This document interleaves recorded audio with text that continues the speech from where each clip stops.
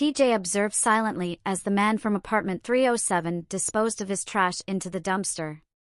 Waiting until the elderly man returned indoors, he swiftly darted over and snatched the 3 loosely tied plastic bags. Hurrying back to his own apartment, he locked the doors securely behind him. In his spare room, newspapers were spread across the floor, covered by clear plastic dry cleaning bags to prevent moisture. With a determined expression, TJ untied the bags and emptied their contents onto the floor. Having already collected trash from several other apartments, he now had a sizable pile to sift through. Donning an apron and old work gloves, he began his search for treasures. Luck was on his side after about 15 minutes. The elderly man had recently used his Visa card to purchase gas and carelessly discarded the crumpled receipt. It was nestled inside a grapefruit rind, slightly smudged but still legible enough to reveal the cardholder's name, card number, and expiration date. Jackpot! TJ continued his search, finding a phone bill that belonged to the resident of apartment 204, who would unknowingly foot the bill for his long-distance calls once again. He rotated between several neighbors who routinely discarded their phone bills, minimizing the risk of detection. The remaining piles yielded only useless garbage, including a credit card bill from a local department store that posed too much risk without an online presence. Once finished, he meticulously gathered all the trash, newspapers, and plastic sheeting back into his own bags. Returning outside, he deposited everything back into the dumpster from which he had retrieved it hours earlier. The apron and gloves were placed in a hamper for cleaning. Now came the exciting part, turning trash into profit. TJ powered up his PC and logged onto the internet. Within moments, he was browsing through one of the largest virtual malls. Reviewing his stack of papers, he found what he was looking for, a receipt for an American Express gold card discarded by a careless tenant he had seen around the building, an attractive woman with long blonde hair and a striking figure.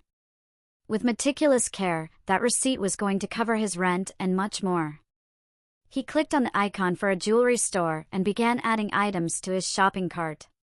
He had been at it for about 30 minutes. His total bill had reached nearly $20,000 when his mouse suddenly froze. A red message box occupied 2/3 of his screen. Warning! Use of this card is unauthorized. You have 30 seconds to stop by clicking empty cart or face penalties for your greed. An icon labeled empty cart and a countdown timer 30 appeared at the bottom center. TJ watched as the numbers ticked down, 29, 28, 27. Damn! The card must have been reported lost. Well, they couldn't trace it back to him. He'd wait out the countdown and switch to another site. Maybe he'd return here later with that visa. He might not be able to spend as freely, but it was the principle of the matter. No one pulled this on TJ Kendall. As he stared at the screen, the countdown reached 210. The screen went dark for 10 seconds, then brightened into a swirling green mist. What the hell? TJ muttered. A face materialized on the screen, growing clearer. It was the woman with the gold card.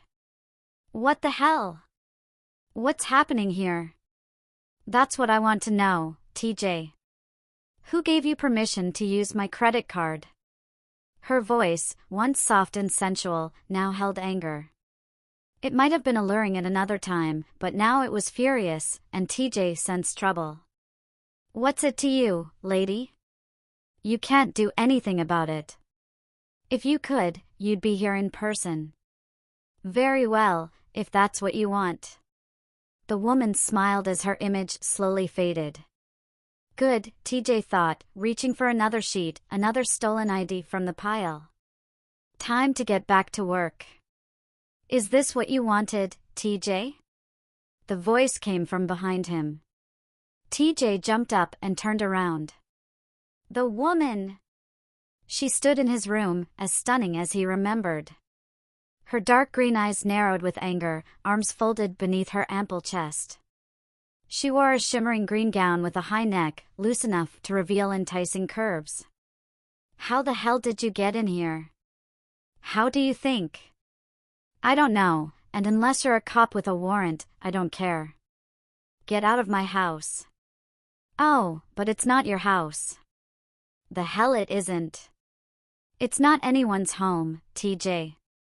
No one has lived here for the past 6 months. As she spoke, the air seemed to shimmer. TJ had rented the place 5 months ago. Slowly, one by one, items began to vanish. The couch, chairs, table, and floor lamp had all been there when he moved in. They remained, but his pictures on the walls, his CD player and tapes, even his PC disappeared. Glancing into the kitchen, he witnessed the microwave vanish before his eyes.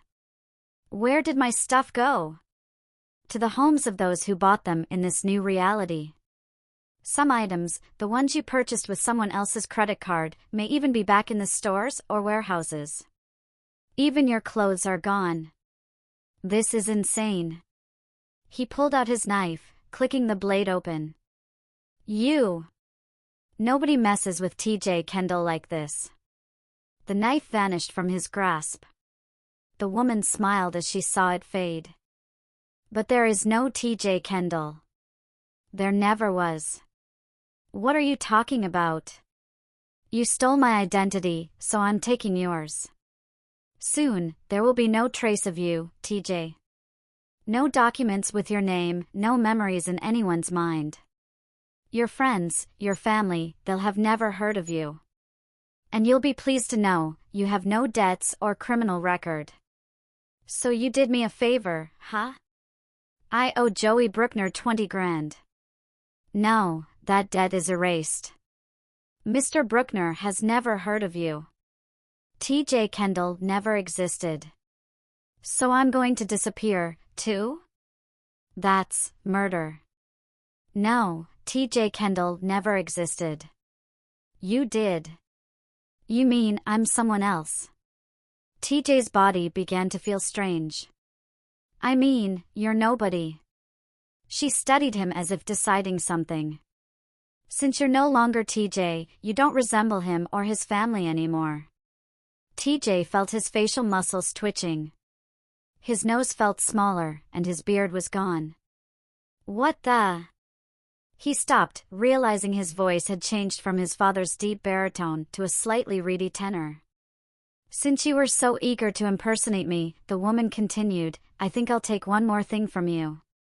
TJ felt a sharp, twisting pain between thighs and doubled over in agony. When the sensation passed, he reached down into his pants. The masculine anatomy he had used countless times for his own pleasure was gone.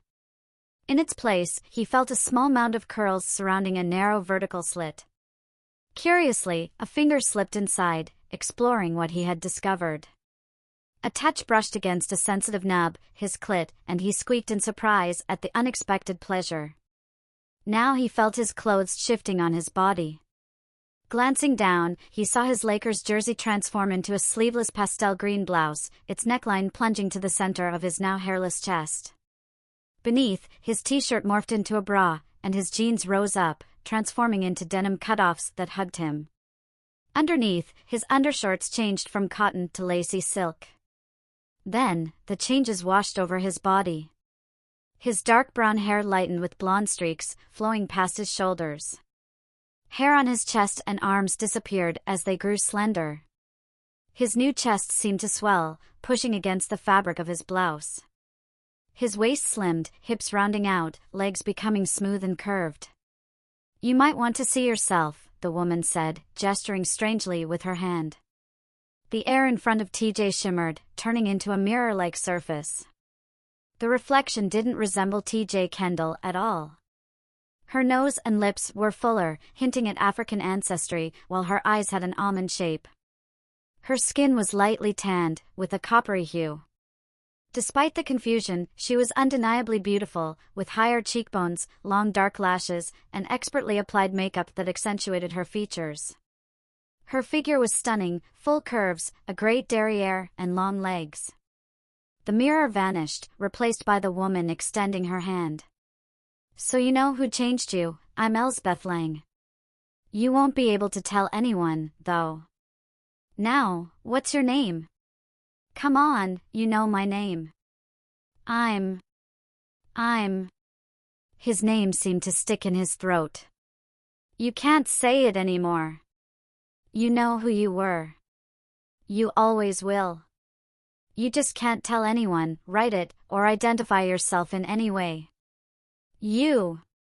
TJ lunged at her. Though he lacked the knife, his years of Aikido training since childhood meant he could still inflict serious harm on Elsbeth Lang. Elsbeth vanished as TJ's hands reached for her. The apartment grew dark and hazy. His head throbbed, and he felt himself collapsing towards the floor. He awoke in a bed, feeling a wave of relief wash over him. It must have been a damn dream, TJ thought as he opened his eyes. But he wasn't at home, he was in a hospital.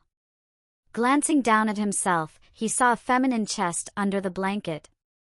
Maybe it wasn't a dream after all. A tall man in a doctor's smock entered the room, resembling a figure from an old western with dark features, coppery skin, and long straight black hair tied in a ponytail. "Hello," he greeted. "I'm Dr. Daniel Two Knives. You were found in an alley not far from here without any identification. You seem to have a head injury. Do you remember your name?" "Hi." TJ reached up to touch the bandage around his head.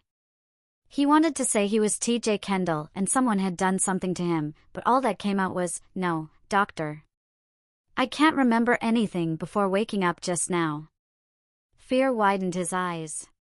He tried again and again to speak his name, but nothing came out. Eventually, he stopped trying and began to sob. The doctor examined the bandage, feeling a tender lump beneath it. He checked TJ's pulse and shined a light into his eyes. "Try not to worry too much. A blow like that can cause temporary memory loss. You should recover in time. For now, you're registered under the hospital as Jane Doe. Is that all right with you?" "No!" TJ wanted to shout. "I'm TJ Kendall." Instead, he nodded weakly and muttered, "I guess that'll be okay." "Good. I'm prescribing something to help you relax and sleep. There's no sign of a concussion, so you should be discharged soon." The doctor gently squeezed TJ's hand as if to offer comfort, then left the room. A nurse entered shortly after and administered a shot, sending TJ back to sleep almost immediately. Meanwhile, Elsbeth Lang stood next to her husband, gazing down at the sleeping figure. "Thank you, Mike," she said. "It took quite a bit of magic to make this happen. I'm still not sure it was necessary." Necessary or not, he was about to charge $20,000 on my card when I intervened. He'd been using others' credit and phone cards for months. Nearly $75,000 has been returned to its rightful owners now that we've set things right. All because he enjoyed playing with other people's identities for profit. Yes, and now he, or rather, she, is nobody. She'll remain Jane Doe forever. In fact, over the next few days, she'll begin to embrace it. By the time she leaves the hospital, she'll identify as a woman. And then? Whatever she wants. She's starting fresh. There's no ID in her purse, but she'll have $1,500 more than her hospital bill, enough to get her started on a new path. She can choose her own destiny. Except, whatever led TJ into a life of crime didn't happen to Jane. She'll remember her past, but she won't follow the same path. Maybe one day, she'll realize this wasn't punishment, it was a chance to begin again.